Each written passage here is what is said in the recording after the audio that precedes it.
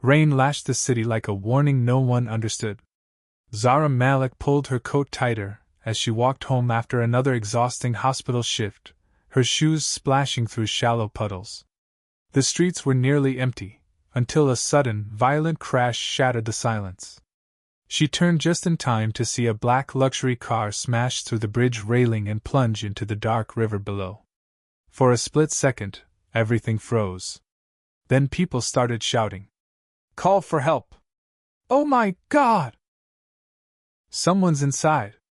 But no one moved. Zara's heart pounded. Her mind screamed at her to wait, for police, for rescue teams, for anyone else. Instead, she ran toward the edge, kicked off her shoes, and dove into the freezing water without another thought. The cold hit her like a shock, stealing her breath, but she forced herself deeper. The car was already sinking, its headlights dim beneath the surface. Fighting the current, she reached it and saw a woman trapped inside, unconscious, her body drifting in the back seat. Zara grabbed a rock from the riverbed and smashed the window. Glass sliced her hand, but she didn't stop. She pulled the woman free and dragged her upward, lungs burning as darkness crept into her vision. When they finally broke the surface, Zara gasped and hauled the lifeless body to shore. 9 minutes. That's how long the woman had been underwater. Ignoring the blood on her hands, Zara began CPR, again and again, refusing to stop until suddenly, the woman coughed, choking on water. Alive.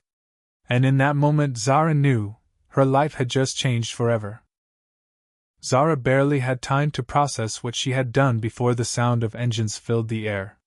Black SUVs surrounded the scene, their headlights cutting through the rain like sharp blades. Doors opened in perfect unison, and men in dark suits stepped out, silent, disciplined, and dangerous. The crowd that had gathered moments ago quickly stepped back.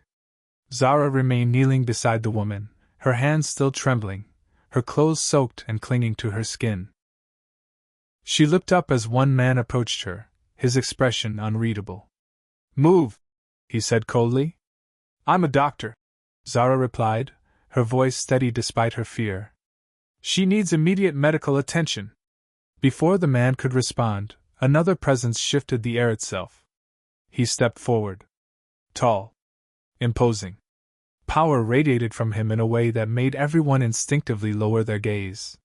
His eyes, sharp and calculating, fell first on the unconscious woman, then slowly on Zara. "Is she breathing?" he asked. Zara nodded. "She will survive, if she gets proper care now." For a moment, silence stretched between them, heavy and tense. Then he spoke again, his voice low but commanding. "You saved her." It wasn't a question. Zara swallowed. "Yes." The man studied her as if trying to read something beneath her skin. Then he turned to his men. "Take her inside. Now." As they carefully lifted the woman, he looked back at Zara. "From this moment," he said, "you don't walk away." Zara felt a chill that had nothing to do with the rain. "Who are you?" she asked. He paused, just slightly. "The man you now belong to." Zara expected an ambulance. Instead, she was guided into one of the black SUVs, the doors shutting behind her with a heavy, final sound that made her chest tighten. The woman she had saved lay across the back seat of another vehicle, surrounded by men who handled her with urgent care, but not a word of reassurance. As the convoy sped through the rain-soaked streets, Zara pressed her hands together to stop their trembling. Her mind raced. Who were these people? And why did their presence feel more dangerous than the accident itself? No one spoke to her. When the vehicles finally stopped, towering iron gates opened to reveal a massive estate, more fortress than home. Armed guards stood at every corner, watching everything. The SUVs rolled inside, and the gates shut behind them with a cold sense of finality. Zara was led out quickly. "This way," one of the men ordered. Inside, the mansion was elegant but suffocatingly quiet. Marble floors, dim lights, and long corridors that seemed to stretch endlessly. She was taken to a large room where the unconscious woman was already being placed on a bed. "Help her!" A voice commanded from behind. Zara turned. It was him, the man from the bridge. The Don. Fear prickled under her skin, but instinct took over. She moved to the bedside, checking pulse, breathing, reaction. She needs oxygen support, warm blankets, and continuous monitoring, Zara said firmly. And I need proper equipment. The Don didn't hesitate. You'll have everything. Zara met his gaze, steady but wary. In that moment, she realized something chilling. She wasn't here as a guest. She was here because they weren't letting her leave. Hours passed in a blur of urgency and focus. Zara worked without stopping, her medical instincts taking control as servants rushed in with equipment she requested. Oxygen tanks, clean linens, monitors, everything appeared within seconds, as if the house itself obeyed her voice. The woman, Elena, remained unconscious, her breathing shallow but steady. Zara adjusted the oxygen mask, checked her pulse again, and carefully wrapped her in warm blankets to fight the effects of prolonged exposure to cold water. Come on, stay with me, Zara murmured under her breath. Footsteps echoed behind her. She didn't need to turn to know he was there. The Don stood at a distance, watching every move she made. Silent. Still. Intense. It was the kind of presence that pressed against your chest, making it hard to breathe. Will she live? He finally asked. Zara exhaled slowly before answering. Yes, but she's not out of danger yet. The next few hours are critical. Silence followed. Then, unexpectedly, he stepped closer. If anything happens to her. He paused, his voice dropping into something colder. You understand. Zara stiffened, anger flickering through her fear. She turned to face him fully. If anything happens to her, it won't be because I didn't try. For a moment, their eyes locked, challenge meeting authority. Something shifted. Not trust, but recognition. He gave a slight nod and stepped back. Do what you need. As the door closed behind him, Zara looked back at Elena, her heartbeat echoing in the quiet room. Because now it wasn't just about saving a life. It was about surviving the consequences.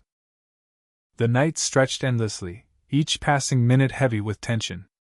Zara refused to leave Elena's side, her eyes fixed on the subtle rise and fall of her chest. The oxygen mask fogged faintly with each breath, a fragile sign of life she clung to. Every small change mattered. A slight shift in pulse. A twitch of fingers. A change in temperature. Zara monitored everything, exhaustion creeping into her bones but never slowing her hands. She adjusted the 4 fluids, checked Elena's pupils, and whispered softly, as if her voice alone could anchor her back to consciousness. You're not done yet, she murmured. You fought this long, don't stop now. Outside the room, she could feel it, the quiet movement of guards, the weight of watchful eyes, the unspoken threat lingering in every corner of the mansion. She wasn't free to leave. Not until Elena survived. Maybe not even then. Hours later, just as fatigue began to blur her vision, something changed. Elena's fingers moved. Zara froze. Then it happened again, stronger this time. Zara leaned closer, her heart racing. Elena? Can you hear me? A faint sound escaped Elena's lips, barely there, but real. Alive. Zara quickly checked her vitals again, stronger pulse, steadier breathing.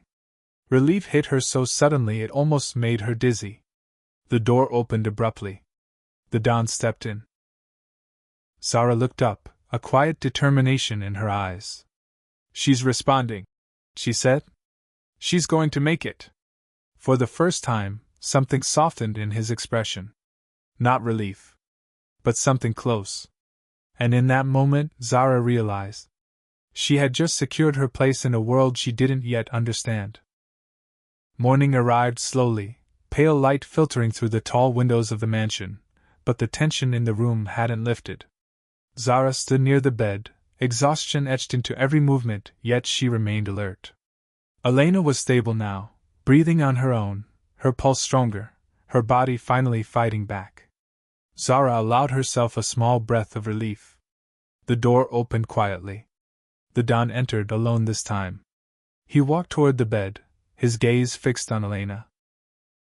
For a moment, the powerful, untouchable man disappeared, replaced by something far more human. He reached out, brushing a strand of hair away from his wife's face with unexpected gentleness. "She's alive because of you," he said without looking at Zara. Zara stayed silent, unsure how to respond. After a pause, he turned to face her. His expression had returned to that controlled, unreadable calm. "People like us," he continued, "we don't forget debts." Zara felt a chill. "I didn't do it for a reward." "I know," he replied. "That's exactly why it matters." He stepped closer, his presence once again overwhelming the space between them. "You walked into death to save someone you didn't know. That kind of courage is rare." Zara met his gaze, steady but cautious. "So what happens now?" she asked. A faint, almost imperceptible smile touched his lips. "No," he said. "You don't go back to your old life." The words settled heavily in the air. "From today, you stay here, with us." Zara's heart skipped. Not a request. A decision. And deep down she knew. There was no turning back.